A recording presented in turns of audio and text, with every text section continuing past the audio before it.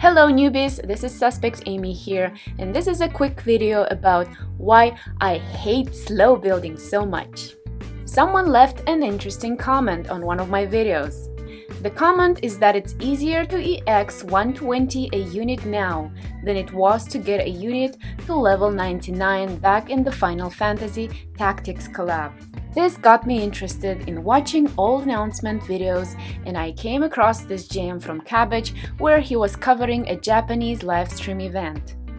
In this event, there was a section for comments from the players. He says that it takes too much materials to raise units and equipment. Let's see, pulls a new character and then it takes time and effort to level them. He wants it easier to use the characters that he wants to use. Let's see, she says it is very difficult to raise characters, but raising characters is very hard. It's very hard to raise the levels of characters. She's very happy for all of the free pulls, including with guaranteed URs. But she can't raise the levels of the characters and also the vision cards. So yes, all of these people are saying about the same thing, so 5 out of 5 comments complain that it's too difficult to build a unit. I'm pretty new to the game, so I didn't know about how challenging this was back in the day. It's funny because as the game stands right now, I hate slow building units. What happened to me? Am I just a spoiled brat? It was a long time ago when I was just a little snot-faced girl. I started playing one of the visions and I was doing my new account pulls, and I think my second or third newbie pull was El Sorel. I loved the way she looked and that she had a giant sword. But then I saw her limit burst.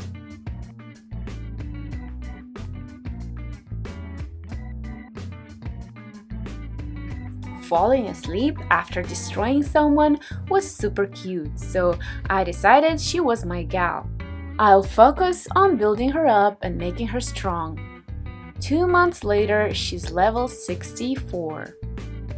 At this point, I knew enough about the shard mechanics that I realized slow building didn't make much sense to me.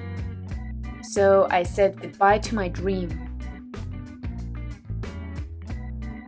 Anyways, most players know the benefits of a unit being featured and how important the first week of a unit's banner is. But newer players may not fully understand this yet, so let's quickly recap. If a unit is featured, your shard gathering is significantly increased. When you pull the unit, you can blast out 100 shards with soul stars. You can complete their bingo board, their character, and hard quests. In the first week, you get quite a few shards every day from the guild summons, the daily purchase bonus, the login event, farming chocobo, hard quests, and barracks. At the end of the first week, you use up those summon medals to finish limit breaking the unit. Here you got a massive boost because you can immediately grab 200 shards from the Mind Sphere shop.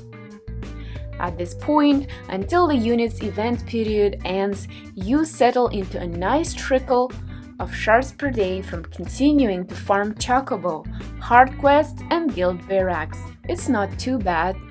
At the end of the event period, you see how many shards you have left to EX and maybe drop a bit of Visuor on the last day of the unit shop to complete the unit. That's it, you're done in less than a month. The unit has been a mainstay in your farming teams since they were 89, so you've been having a lot of fun with them and experimenting with their different builds. They've gathered pretty good resonance, proficiency, and affinity, and they're pretty much ready for high-end content at this point. You are excited to log into the game each day, knowing that every few days there's a major development in your unit's growth. This is the crème de la crème of enjoyment that comes with building a unit. Now let's talk about pulling a unit off banner. I recently got Charlotte in my free anniversary UR pulls, and she is a unit I've always wanted. My tank situation is hot garbage, and when I surveyed the tier list, Charlotte is the girl for me. When I finally got her, was I excited and happy? Well, I was at first, but then I realized she's off banner. Let's take a peek at what that looks like. I pulled her so I can quickly snag 100 shards for soul stars in the mock shop. I can get shards from her character and heart quests. Also, she was a login bonus unit not too long ago, so I have a few of her shards on hand already. After this, you're down to 4 shards per day from heart quests and barracks.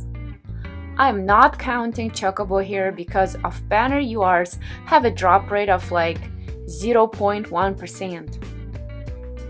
At this rate, it takes over 110 days to limit break her. As I mentioned before, limit breaking her allows you to snag as much as 200 mind spheres from the mock shop, but then you're back to 4 shards per day. Around 45 days later, hooray, she's finished! I've EX'd Charlotte in just under 6 months. Don't get me wrong, many people are happy to just use an unfinished, limit-broken Charlotte or something for months without a care in the world. I would be fine with that too, but it still takes 3 months just to limit break her. A problem that comes up is where you can only realistically slow build 5 units at a time, and if each of these take 6 months, then we start piling up a waitlist of characters that we really want to play but can't. I know, this is gacha and just the way it is, but in a game with something like 150 incredible characters, it's a shame that 90% of them are just sitting in a dustbin and not being enjoyed. What if it took 3 months to EX an off-banner unit? Would that break the game balance and mechanics? Maybe it will. Let me know what you think in the comments below. Bye everyone!